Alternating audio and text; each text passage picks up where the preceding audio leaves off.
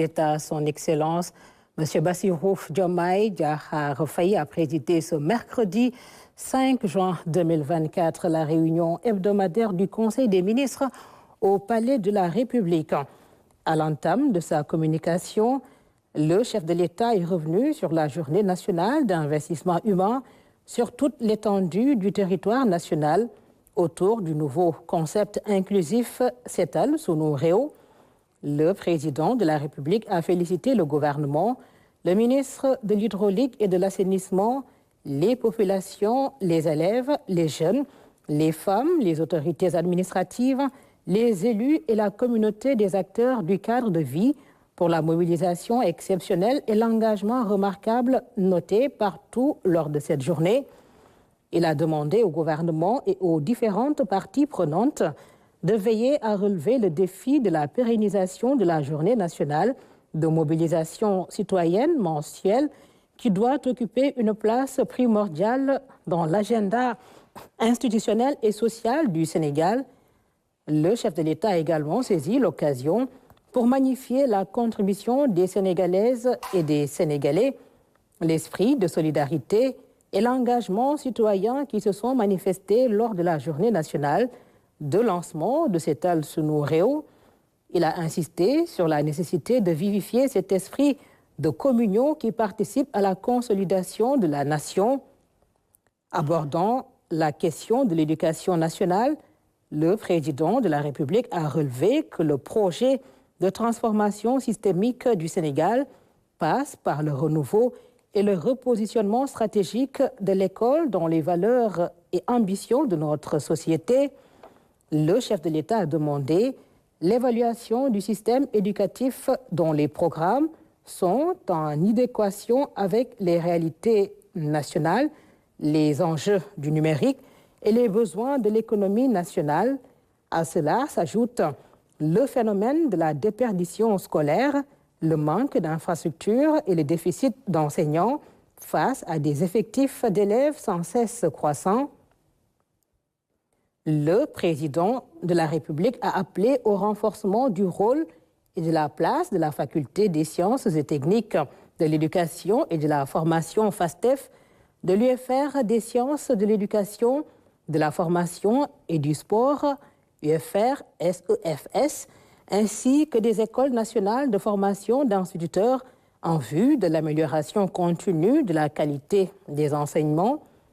Le chef de l'État a aussi souligné l'urgence d'évaluer et de restructurer, selon les orientations du projet, le programme d'amélioration de la qualité, de l'équité et de la transparence dans le secteur de l'éducation et de la formation paquet au regard de la nécessaire prise en compte des langues nationales, de la généralisation de l'enseignement de l'anglais dès l'élémentaire et de l'intégration continue et pragmatique des DARA dans le système éducatif. Dans la même lancée, le chef de l'État a demandé au Premier ministre d'accorder une attention particulière au développement systémique du numérique à l'école, avec l'impératif d'accentuer la digitalisation intégrale du système éducatif, de planifier sur les 5 prochaines années des recrutements d'enseignants dans toutes les matières face aux besoins exprimés et aux postes budgétaires arbitrés. Une attention particulière également à l'éradication des abris provisoires et à la mise en œuvre avec les ministres concernés, Éducation nationale, formation professionnelle, urbanisme et collectivités territoriales, finances et budget, d'un programme concerté de réalisation d'infrastructures scolaires adaptées et d'amélioration de l'environnement pédagogique dans toutes les académies du pays.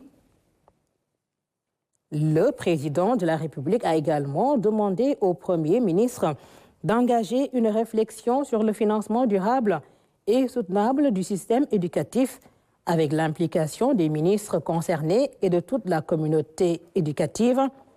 Le chef de l'État a aussi insisté sur l'urgence de réguler l'implantation, l'ouverture et le contrôle du fonctionnement des établissements scolaires privés qui exercent sur autorisation de l'État une mission de service public. Il a indiqué dans le même sens que les tarifications de la scolarité dans les établissements scolaires privés méritent une réglementation rigoureuse. Par ailleurs, le président de la République a invité le ministre de l'Éducation nationale à veiller à la bonne organisation du concours général. Évoquant la mise en œuvre de la nouvelle politique sportive du Sénégal, le chef de l'État a rappelé le rôle central que la jeunesse, frange importante de la population, doit jouer pour asseoir le développement du sport au Sénégal dans l'esprit d'une citoyenneté assumée. Il a dès lors demandé au gouvernement de prendre les mesures visant à renforcer la pratique du sport dans toutes les écoles et universités du Sénégal et à relancer les compétitions sportives scolaires et universitaires sur l'ensemble du territoire national. Dans la même foulée, le président de la République a indiqué la nécessité de redéfinir le cadre juridique global du sport au Sénégal. À ce titre, il a invité le ministre en charge des sports à évaluer, 40 ans après son entrée en vigueur, la loi numéro 84-59 du 23 mars 1984 portant charte du sport et a préparé un projet de loi consensuel codifiant le sport national dans toutes ses dimensions, scolaires, universitaires, haute compétition, amateurs, formation, encadrement et financement. Le président de la République a demandé au Premier ministre de mettre en œuvre un cadre innovant et maîtrisé de financement des disciplines sportives et des hautes compétitions nationales et internationales. Par ailleurs, le chef de l'État a demandé au ministre en charge des sports de proposer avant fin juillet 2024, sous la supervision du Premier ministre, une nouvelle politique efficace et efficiente de construction, de réhabilitation, d'entretien et de gestion de toutes les infrastructures sportives du Sénégal.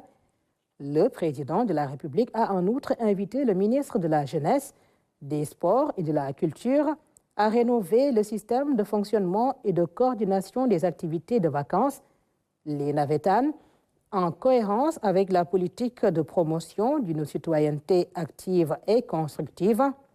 Il a aussi demandé au ministre en charge des Sports de prendre les dispositions appropriées en rapport avec le Comité national olympique et sportif sénégalais, CNOS, pour la bonne préparation de la participation du Sénégal aux Jeux olympiques Paris 2024. Enfin, le président de la République a demandé au ministre de la Jeunesse, des Sports et de la Culture de rendre compte régulièrement du suivi de l'organisation au Sénégal des Jeux olympiques de la jeunesse Dakar 2026. Dans sa communication au Conseil, le Premier ministre a relevé la bonne dynamique impulsée par la Journée nationale du Seetal Sunu Réew en termes de mobilisation citoyenne, en rappelant la priorité à accorder au renouveau du service civique. À cet égard, il compte, en relation avec le gouvernement, mettre à profit les prochaines vacances scolaires pour ancrer cette dynamique par la mobilisation de volontaires, notamment dans la réhabilitation des écoles publiques, le reboisement et l'assainissement.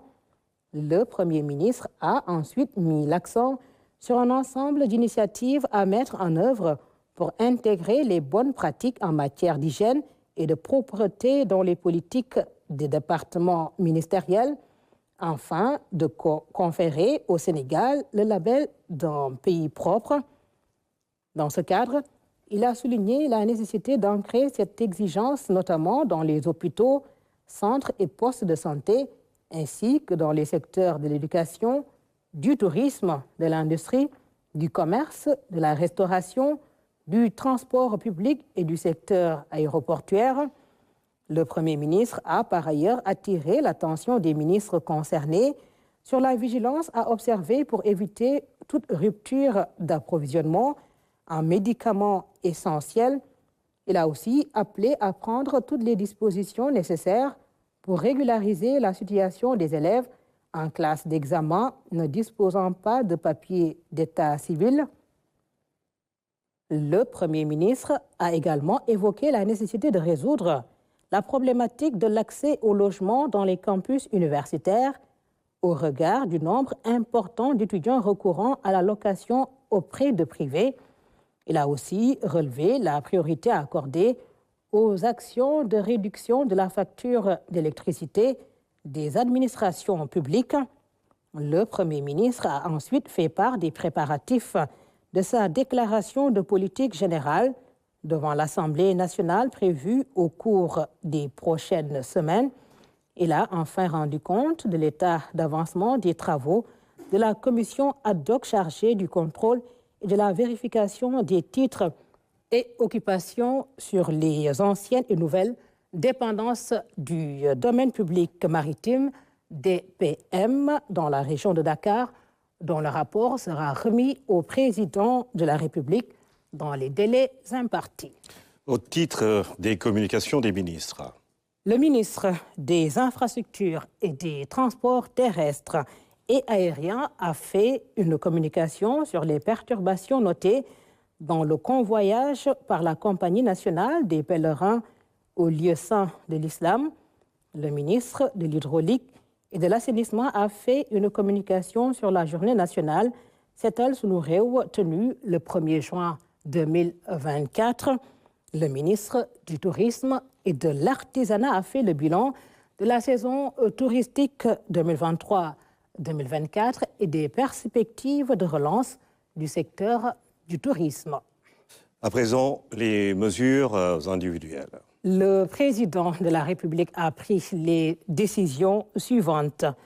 Monsieur Matar Sen, titulaire d'un Master 2 en gestion des ressources humaines, est nommé délégué général à la protection sociale et à la solidarité nationale en remplacement de Madame Aminata Sow.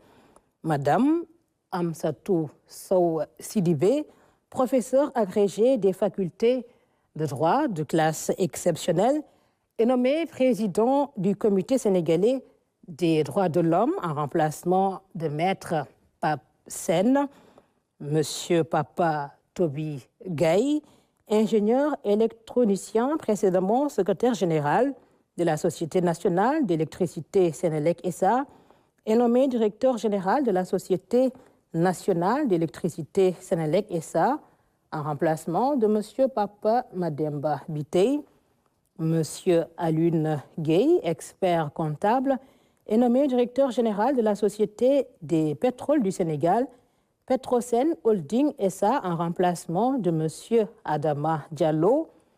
Monsieur Mohamedou Diop, ingénieur polytechnicien des ponts et chaussées, est nommé directeur général de la Société des pétroles du Sénégal, Petrosen Trading and Services SA, en remplacement de monsieur Elhaj Manar Sall. Monsieur Jean-Michel Sen, ingénieur électronicien et énergéticien spécialisé en instrumentation nucléaire, est nommé directeur général de l'Agence sénégalaise d'électrification rurale, ASER, en remplacement de monsieur Baba Diallo. Madame Mam Koumba Ndiaye, ingénieure statisticienne et économiste de l'énergie, est nommée directeur général de l'Agence pour l'économie et la maîtrise d'énergie AME en remplacement de monsieur Sayer Diop. Monsieur Mor Bakhoum, maître de conférence assimilé en droit de la concurrence, est nommé secrétaire technique du Conseil national de suivi du contenu local au ministère de l'Énergie, du Pétrole et des Mines. Monsieur Amadou Gueye, ingénieur automobile, est nommé directeur général de l'Agence de promotion des sites industriels à Prosi, en remplacement de monsieur Momad Ba. Madame Aïssatou Diallo, ingénieure agro-industrielle, est nommée coordonnateur du Programme national de développement des agropoles du Sénégal, en remplacement de monsieur Djili Lo. Monsieur Justin Correa, titulaire d'un Master 2 en comptabilité et finance, est nommé directeur du Centre international du commerce extérieur du Sénégal, CICES, en remplacement de monsieur Salihou Keïta. Madame Rougui Aladji Sow, titulaire d'un Master en audit et contrôle de gestion, est nommée coordonnateur national du programme de modernisation et de gestion des marchés Promogem en remplacement de Mme Yaye Fatou Diagne. M. Sambou Biagui, titulaire d'un diplôme d'études supérieures spécialisé en communication événementielle et planification stratégique, est nommé directeur général de la Maison de la Presse, Babacar Touré, en remplacement de M. Bara Ndiaye. Mme Ndeye Fatou Ndiaye, ingénieure en électronique et en système de communication, est nommée coordonnateur de l'unité de coordination et de gestion du Fonds de développement du service universel des télécommunications, FD Sud, en remplacement de M. Modou Mamoun Ngom. M. Aliou Fall, titulaire d'un diplôme d'études approfondies en lettres modernes, est nommé directeur de l'alphabétisation et des langues nationales en remplacement de Mme Ndeye Nam Diouf. M. Abdoulaye Ndiaye, docteur en droit, juriste conseil spécialisé en passation des marchés, est nommé directeur de l'administration générale et de l'équipement au ministère de l'Énergie, du pétrole et des mines. M. Aboubakri Bokoum, inspecteur du Trésor, est nommé directeur de l'administration générale et de l'équipement au ministère de la Jeunesse, des Sports et de la Culture. M. Al-Hassan Diop, économiste spécialiste en gestion des entreprises et de projets, est nommé directeur de l'administration générale et de l'équipement au ministère des Pêches, des infrastructures maritimes et portuaires, en remplacement de M. Abdoulaye Ndiaye, appelé à d'autres fonctions.